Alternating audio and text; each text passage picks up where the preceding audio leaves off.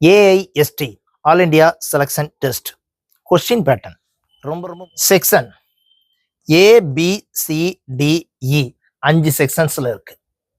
டிஸ்கிரிப்ஷன்ங்கிறது என்னது அப்படின்னு கேட்டீங்கன்னா செக்ஷன் ஏல எது ரிலேட்டடா கொஸ்டின் இருக்கும், நம்பர் ஆஃப் கொஸ்டின், அதுல எத்தனை கொஸ்டின்ஸ் இருக்கும், மார்க் பெர் கொஸ்டின், ஒரு கொஸ்டினுக்கு எத்தனை மார்க், அதன் மூலமா உங்களுக்கு கிடைக்கக்கூடிய மேக்சிமம் மார்க். அப்புறம் கொஸ்டின் பேட்டர்ன் ரொம்ப டீட்டெயிலா சொல்ல போறேன்.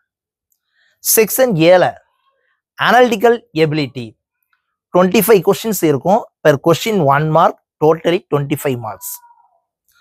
செக்ஷன் பில design aptitude test, design aptitude test. இதுலயே செக்ஷன் பி தான் ரொம்ப ரொம்ப முக்கியம். ஏன்னா நீங்க படிக்க போறதே டிசைனிங்கை பத்தி தான். ஒரே ஒரு கொஸ்டின் தான் இருக்கும், பட் எத்தனை மார்க் அப்படின்னு கேட்டீங்கன்னா 50 மார்க்ஸ்.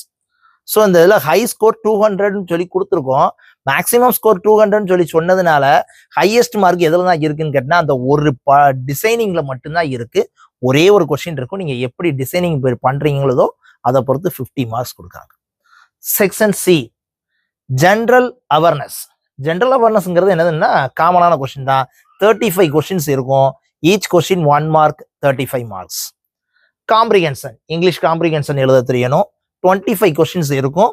1 mark, totally 25 marks. அதுலயே கிராமர் பார்த்து 15 கொஸ்டின்ஸ் இருக்கும். 1 மார்க்கு, 15 மார்க்ஸ் கிடைக்கும். பிசினஸ் ஆப்டிடியூட் 25 கொஸ்டின்ஸ் இருக்கும். Each question 2 mark, 50 marks.